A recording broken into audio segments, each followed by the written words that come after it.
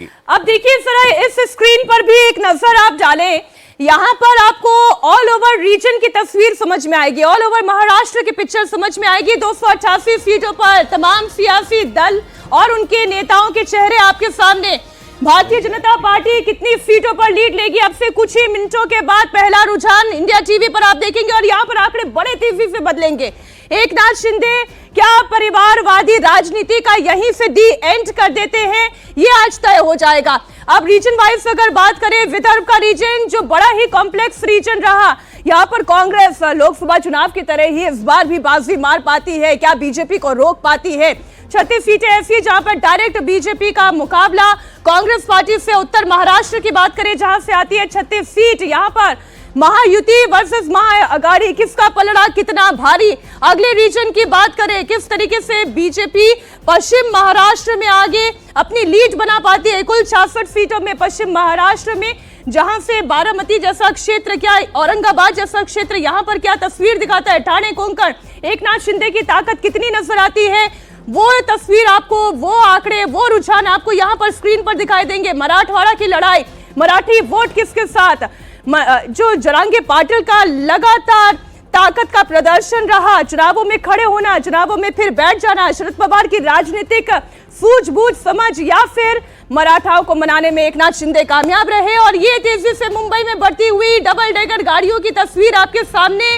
मुंबई जिसने जीता उसका सत्ता तक पहुंचना एक तरीके से कहें एक नई कहानी लिख देता है, ये संभव कर देता है। मुंबई में शहरी इलाके में बीजेपी भारी या उद्धव ठाकरे की सेना भारी, वो तस्वीर आपको यहां पर नजर आएगी। और देखिए कुछ वीआईपी चेहरे, एकनाथ शिंदे के अपनी सीट पर क्या होने जा रहा है। देवेंद्र फडणवीस विदर्भ से चुनाव लड़ रहे हैं, नाना पटोले वो भी विदर्भ से आ रहे हैं इस बार। अजीत पवार इस वक्त बारामती में फंसे हुए हैं या उनकी गाड़ी निकलने वाली है। और पृथ्वीराज चव्हाण बड़ा चेहरा कांग्रेस पार्टी का कराड़ दक्षिण से, उनकी किस्मत में क्या लिखा है। तो ये कुछ वीआईपी चेहरे आपको इस तरीके से हमारी स्क्रीन पर जो है वो पता चलते रहेंगे। लेकिन अगर हमारी स्क्रीन पर एक बार फिर आप वो क्षेत्रों वाला, रीजन वाला वो ग्राफिक एक बार डालिएगा, वो बात इस वक्त करना जरूरी है। उत्तर महाराष्ट्र, विदर्भ, मराठवाड़ा, मुंबई, ठाणे, कोंकण, इसके अलावा पश्चिम महाराष्ट्र। पहले विदर्भ की बात कर लेते हैं। 60 सीटों वाला विदर्भ, बीजेपी का परफॉर्मेंस यहां 2019 में ठीक रहा था। और जैसा मैंने आपको बताया, यहीं से नाना पटोले आ रहे हैं, महायुति के महाविकास आघाड़ी के मुख्यमंत्री पद के दावेदार। और देवेंद्र फडणवीस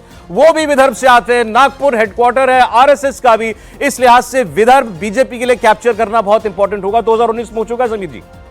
और विजय वेट्टीवार भी विदर्भ से ही आते हैं, जो विपक्ष के नेता है महाराष्ट्र के, वो भी वहीं से रहते हैं। और दोनों ने इस बार दावा किया है, मतलब विजय वेट्टीवार ने भी बयान दिया था कि अगर विकास आघाड़ी की सरकार आती तो मैं भी मुख्यमंत्री का दावेदार हूं।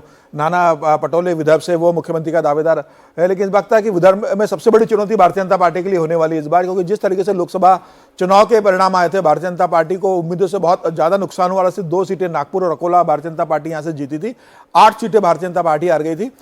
इस बार देखना पड़ेगा कि वंचित बहुजन आघाड़ी यहाँ पर कैसा प्रदर्शन करती है, क्या उनका जो वोट बैंक है वो उनके पास रहता है, या भारतीय जनता पार्टी उसमें बड़ी सेंध लगा के वापस दे पाती है। देखिए 2019 में यहां पर बीजेपी गठबंधन ने 26 सीटें जीती थी, ये लीड घट गई। 2024 के लोकसभा चुनाव में 18 असेंबली सेगमेंट्स में उसको बढ़त थी। कांग्रेस गठबंधन को विदर्भ में अच्छी बढ़त मिली थी। अगला उत्तर महाराष्ट्र का जो क्षेत्र है, उत्तर महाराष्ट्र में 36 सीटें आती हैं, बीजेपी का गढ़ कहते हैं इसको। बीजेपी यहां पर ट्रेडिशनली अच्छा करती आई है इन 36 सीटों में। आप ये सोचें कि 2019 में 36 में से 26 सीटें यहां पर बीजेपी गठबंधन के पास थी, और इसको कमोबेश होल्ड भी किया 2019 के लोकसभा चुनाव में, जहां बाकी क्षेत्रों में बीजेपी को बड़ा नुकसान हुआ था, लेकिन उत्तर महाराष्ट्र को होल्ड करने में कामयाब रही थी। देवेंद्र, अनिश्चित तौर पर उत्तर महाराष्ट्र से इस बार भी पार्टी को काफी ज्यादा उम्मीद है। और सौरभ, एक जो रेफरेंस पॉइंट देखा जा रहा है बार बार लोकसभा चुनाव में, उस लोकसभा चुनाव के डाटा को भी अगर ठीक तरीके से देखें तो समझ में आएगा कि जो ऊपरी तौर पे नतीजों के तौर पे दिख रहा है, उस आधार पे इस विधानसभा का आकलन करना ठीक नहीं होगा।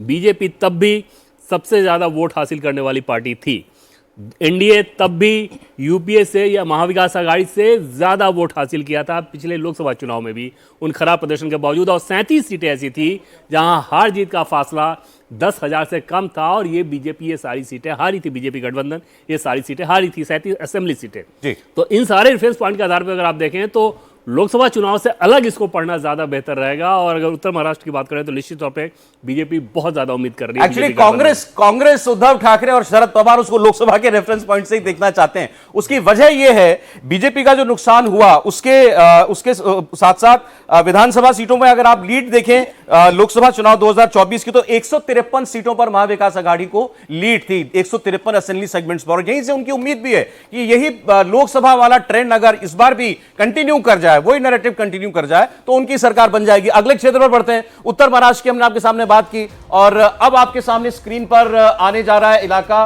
भारतीय जनता पार्टी का, पश्चिम महाराष्ट्र का। पश्चिम महाराष्ट्र जिसमें हम सब जानते हैं ये पवार वर्सेस पवार वाला क्वेश्चन है, अजीत पवार वर्सेस शरद पवार, चाचा भतीजे की जोड़ी। लेकिन यहां एक और जोड़ी है चाचा भतीजे की, वो है अजीत पवार वर्सेस योगेंद्र पवार, उनके जो भतीजे चुनाव लड़ रहे हैं उनके सामने, जिनके लिए कहा था अजीत पवार ने कि भाई पर्चा तो कोई भी भर सकता है लेकिन चुनाव बताएगा कौन कितने पानी में। और शरद पवार कह रहे हैं कि गद्दार गद्दार थे, उनको सजा मिलेगी इस बार, एक बार फिर लोकसभा के बाद जिन्होंने मेरी पार्टी तोड़ी उनको पंगा लेना शरद पवार से भारी पड़ने जा रहा है। प्रदीप जी, भाई शरद पवार को तो ये बात नहीं बोलनी चाहिए।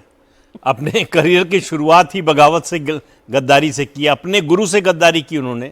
पिता तुल्य होता है गुरु, तो अपने गुरु को धोखा देकर पहली बार 78 में मुख्यमंत्री बने थे कांग्रेस पार्टी तोड़कर।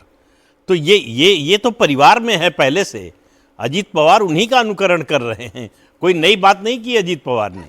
तो ये शरद पवार को इसका अंदाज़ा होना चाहिए था, खास तौर से ऐसे में जब अजीत पवार को लगे 2009 का जो पॉइंट है, जब एनसीपी की सीट एक या दो ज़्यादा आई थी कांग्रेस से, और एनसीपी अपना मुख्यमंत्री बना सकती थी, लेकिन शरद पवार ने कांग्रेस को दे दिया।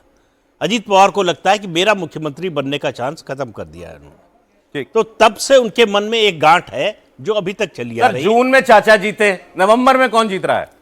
नहीं, नवंबर में तो देखिए महायुति की बात कीजिए आप, अजीत पवार की बात मैं नहीं करूंगा, वो बहुत सबसे छोटा प्लेयर है उस गठबंधन में, और उनकी परफॉर्मेंस भी सबसे कम होने वाली है इस गठबंधन में। तो महायुति जीत रही है, ये साफ दिख रही है। अगले